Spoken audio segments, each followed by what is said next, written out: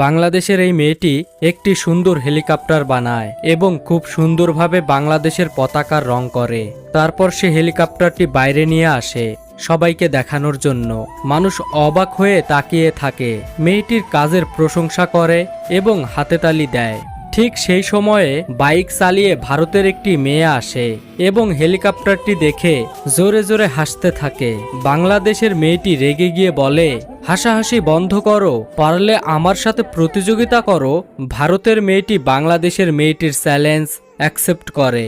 পরবর্তী দিনে প্রতিযোগিতা শুরু হয়। প্রথমে ভারতের মেয়েটি একটি হেলিকপ্টার বানায় এবং খুব সুন্দরভাবে ইন্ডিয়ার পতাকার রং করে। ইন্ডিয়ার দর্শকরা চিৎকার করে বলে, ইন্ডিয়ার হেলিকপ্টার সুন্দর, ইন্ডিয়াই জিতবে।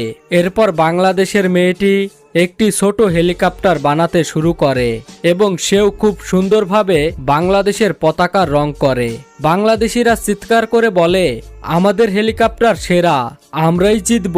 কিন্তু বিজয়ী সিলেক্টেড করা হবে ভোটিং এর মাধ্যমে। যদি মনে করো ইন্ডিয়ার হেলিকপ্টার সেরা তাহলে কমেন্ট করো, আর যদি মনে করো বাংলাদেশের হেলিকপ্টার সেরা তাহলে লাইক ও সাবস্ক্রাইব করো।